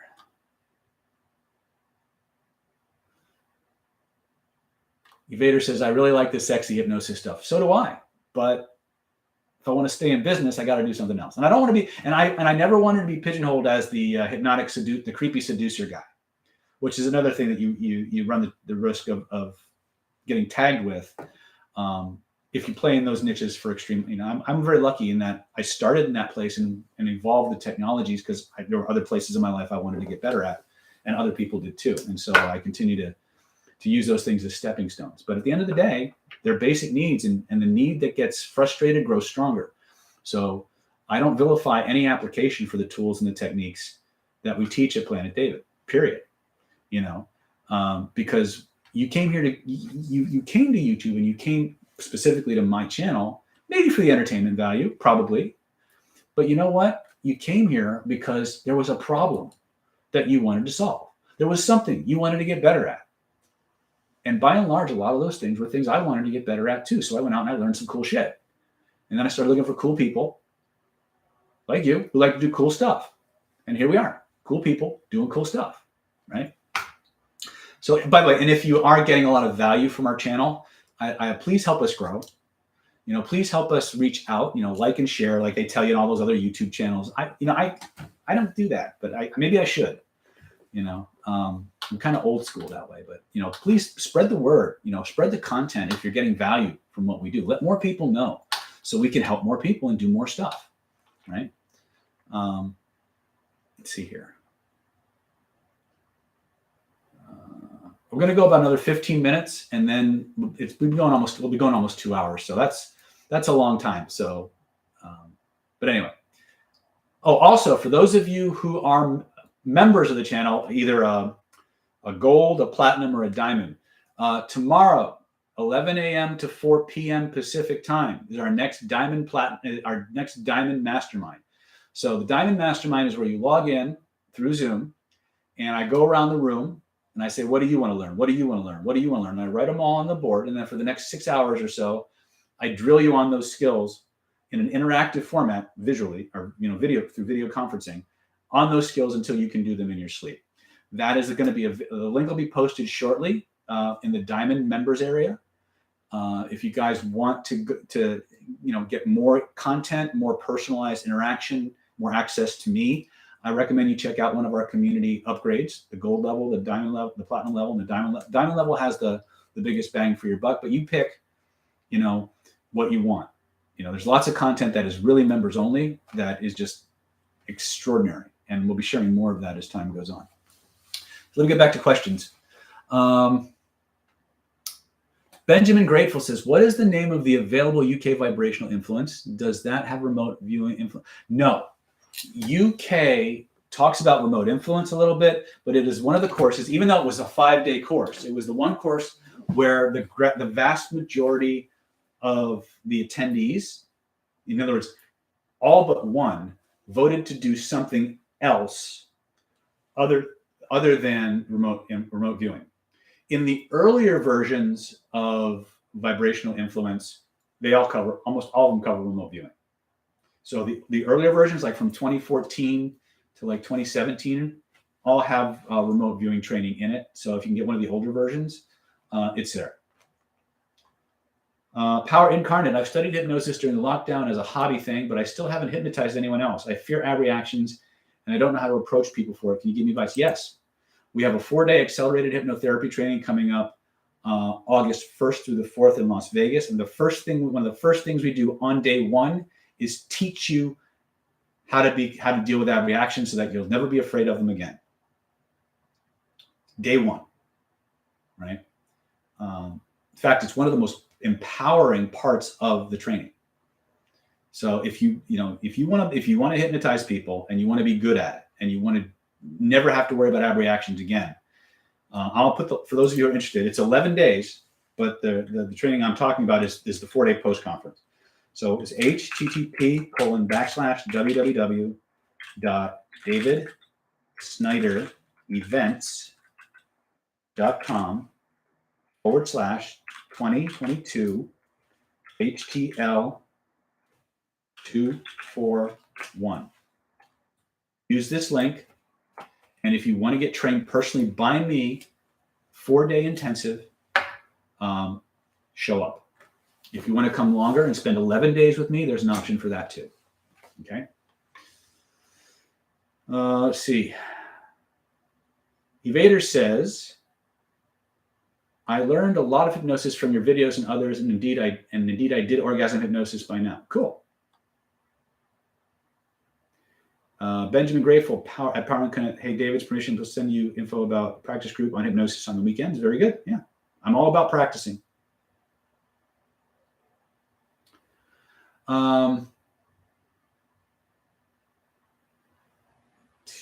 Mr. Snuffleupagus says, what is the opposite of meditation?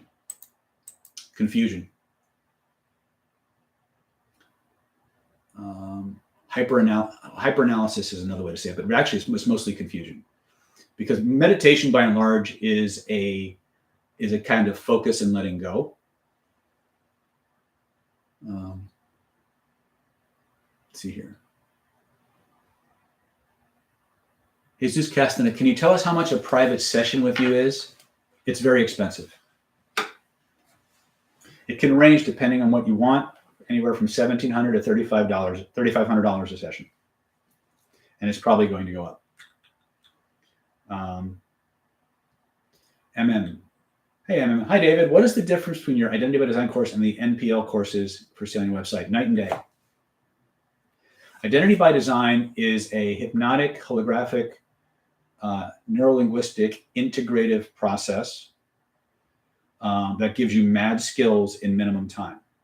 The NLP courses, most of which were done when I was certifying through the Society of NLP, are based on the original classical NLP curriculum incepted in and around the 1970s. And so a lot of the ways that I teach now and the techniques I teach now were constrained by the rules that were laid upon me. I no longer certify through that system, so I now have carte blanche and freedom to teach it my way, which is why we call it real world NLP. But yeah, they go in very different directions. In fact, I don't even teach people NLP until you've passed Identity by Design. Because if you can do Identity by Design, you can rock every single neurolinguistic technique out there better than people who started with NLP. I've always maintained, and pisses a lot of people off, that if you want to be a kick-ass neurolinguistic programmer, be a great hypnotist first. It generalizes that way, but it doesn't generalize the other way. In fact, classical NLP training, in my experience, and I have a lot of it, from a trainer's perspective and watching the product of a lot of other trainers' organizations. And I'm not pointing fingers at anyone. It's not the trainer. It's the training methodology that everybody's using. Makes you worse at hypnosis. And it actually makes you afraid to make a mistake. It actually, a lot of the byproducts of old school NLP training actually limit you. And because NLP training has largely become commoditized. Like you can go to Udemy for $15, $17 and learn NLP. Doesn't mean you're going to be any good at it, right? The idea behind these skill sets is to develop a skill set. And so we demand a certain level of practicum. We deserve a certain level of attendance, being present in the room, doing the drills, getting the skills. And all of our trainings are designed like that, right? I can confidently say we do 3 times more hands-on training than any other trainer in the industry. Don't believe me? Ask the people who've been there. They will tell you, right? So, and it's my long drawn-out explanation, but you won't even get to NLP in my world unless you've gotten Identity by Design. So, Ghost Rider says, "Dan, you come far from the red shirt days."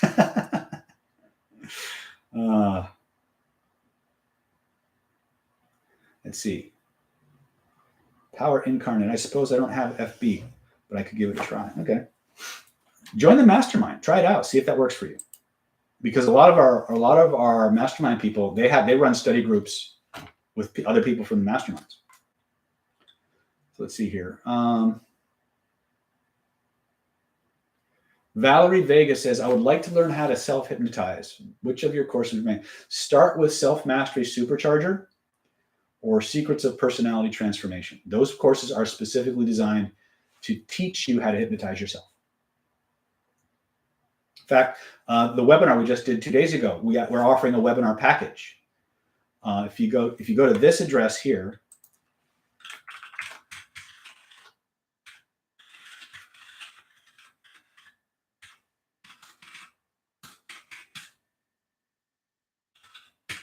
you go to this web address right here,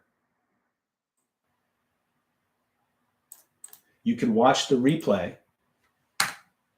and for the next 3 days, you can actually buy the webinar package that we were offering. So you can get a super discounted mega package that teaches you exactly how to hypnotize yourself, exactly how to hypnotize other people, and also teaches you how to use conversational hypnosis and how to change people's beliefs during normal conversation. It's a massive package. And people, again, it's only going to be up for 2 or 3 days, and then I'm taking it down. But use that link, and you can watch the replay and get the package. Liam Fullen says, "I got very blessed with information today." Well, thank you. Thank you for that. Okay. All right. I've got 6 minutes left, guys. What else you got for me? You guys having fun? Has this been a good use of your Friday?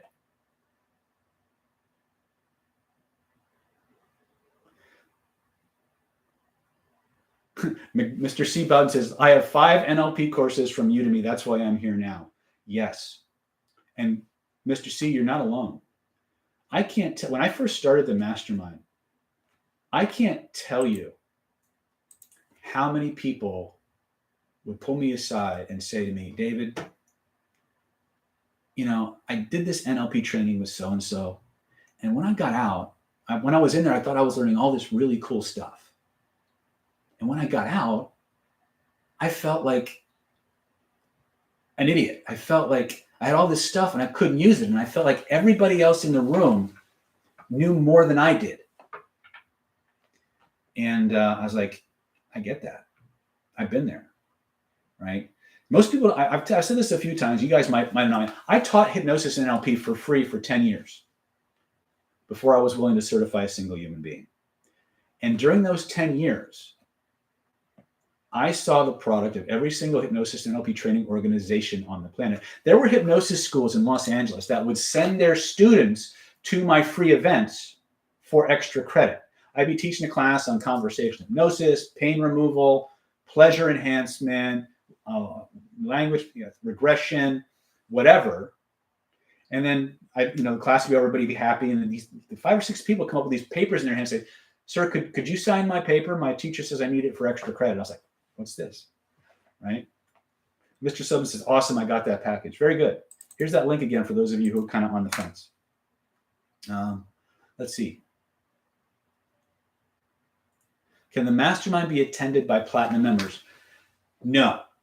Valerie, platinum members get access to the video of the mastermind after the event. The only people who get to participate and do the hands-on with me in real time are the diamond level members. But platinum members get access to all the content. So if you want to watch the video as a platinum member, you can do that. If you want to actually work with me in a group setting, get feedback and get your specific questions answered, then you want to upgrade to the diamond level.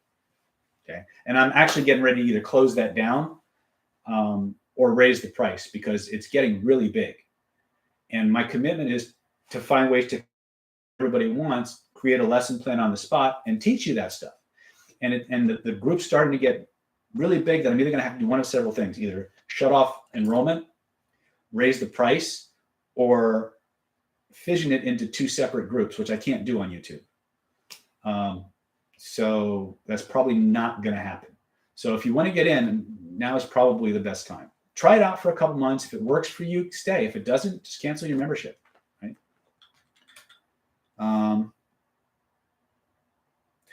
Benjamin's asking, David, do you have courses that are mostly about manifesting? Yeah, it's called Hidden Laws of Attraction. That's the best one right now. The next best course is going to be Vibrational Alchemy, which is the 7-day training we just finished in Costa Rica in May. It is not available yet. It's still in post-production. So when that comes available, we'll do launch for that, but we'll see. Art says, hey, Jesus is asking, any plans around? Yes, I'm writing one now.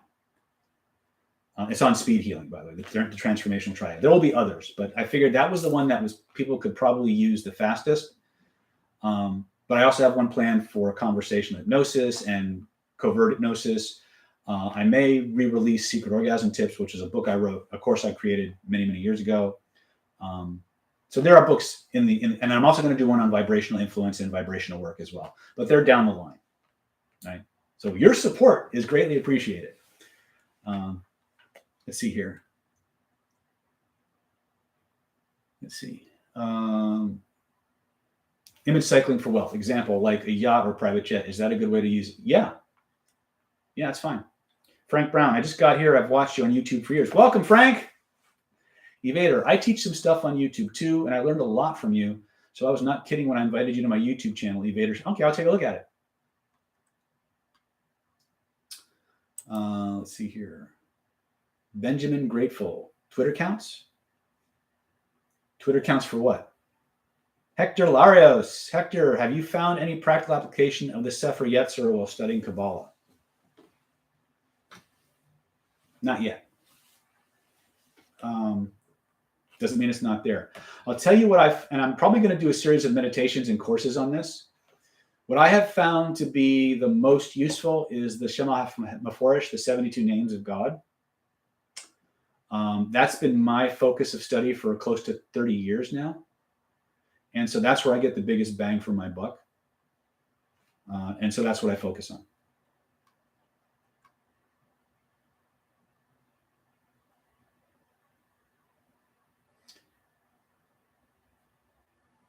Frank Brown says, I watched your NLP videos on YouTube, even tips on getting laid, which really do work.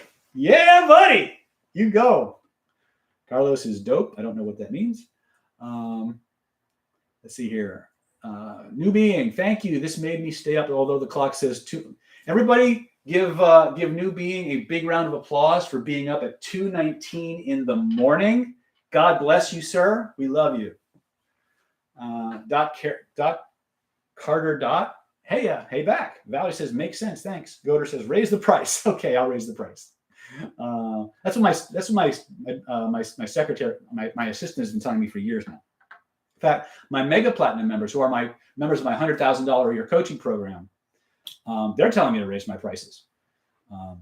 So anyway, C. Brelli says, thanks for the live stream, by the way, and hello everyone from sunny Southern California. Is it South Carolina or Southern California? I think it's South Carolina. Will I come to New York very soon? Not anytime soon. We will get out to Florida sometime this year, though. Goes for under a pseudonym like the Master. Yeah. Enjoy your day, man. Why do they say 72 names of God? Because it can be. If you don't understand what you're doing and you get lucky, you can blow yourself up. But for most people, it's relatively harmless because you don't got the training and you don't have the tradition behind you to really do anything with it. So CO.9D3LV. I'm a handsome, optimistic man enjoying 49 years. Then boom, neuropathy hits me last year. I do the NLP techniques for pain removal, but mostly I somewhat tell me something good. Study the Transformational Triad. We've had ridiculous amounts of success reversing various forms of neuropathy. Not saying it'll work for you, but I know at least three times I've done it where I've reversed neuropathy from diabetes, traumatic brain injury, and physical injuries to the nerves itself. Let's see here. Hector Lara says, thanks, David. You super rock. How about visiting every state so we can attend live events? Well, I'll see what I can do with that. Oh, I love Qigong. Scott, on the 72 names of God, I recently manifested $600 using David's baby steps. Boom. Right? I can't make this up, guys. I can't make it up. Can image cycling increase one's height even if maybe? It's worth testing, right? Worth testing. Anyway, it is 2:02:52. Welcome, Kenny Childs, to the Gold Archive. Enjoy your footage. I want to thank you all for making my Friday very cool. I hope you've enjoyed the time we spent together. I look forward to seeing you guys inside our members areas, at our masterminds and live events. Let me just post it again. I did post a replay alongside this live, so a lot of these links should be there. If you want to get on one of my private mailing lists and get that PDF, you can go to http://www.drdavid.club. You want to get in on the Vegas training, you can go to http://www.davidsnyderevents.